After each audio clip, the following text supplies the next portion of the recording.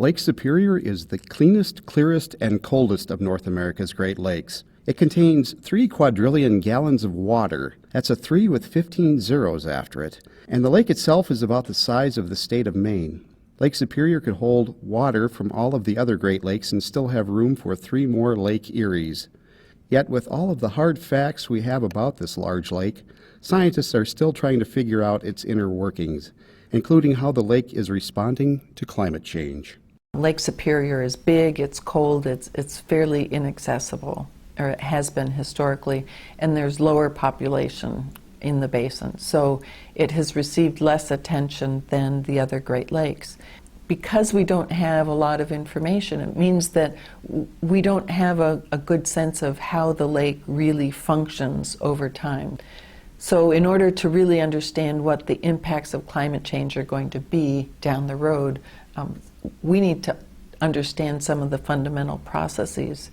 Lucinda Johnson, a founding fellow of the University of Minnesota's Institute on the Environment, is teaming up with colleagues at the Large Lakes Observatory and Minnesota Sea Grant to address the environmental challenges facing Lake Superior. What we were able to show pretty conclusively is that Lake Superior is warming, at least in the summertime. That's the only time we measure the temperature is in the summer. The summer water temperatures are increasing much faster than we would have anticipated. They're rising about twice as fast as the local air temperatures are rising. The air temperatures are rising here faster than other places, and then the water temperature is rising even faster than that. Every warmer winter we're getting less ice, and we will have less ice over time, and so we have this acceleration of warming of our lakes. Ice is very reflective. It reflects most of the energy back into space, whereas liquid water absorbs most of the energy.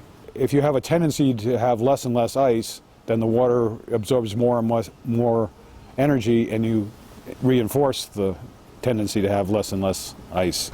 This immediately has consequences, for example, in the fisheries, because fish are very sensitive to temperature. It often determines their growth rates, often determines which fish can be in the system. Virtually all chemical and biological processes are temperature dependent.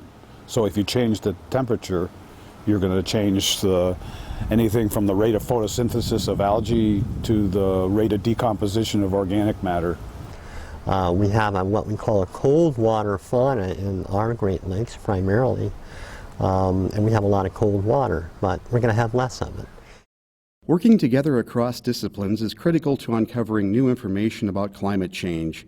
Through creative collaborations and cutting-edge research, scientists like Hecky, Coleman, and Johnson are beginning to solve the mysteries of Lake Superior and of the Great Lakes in general.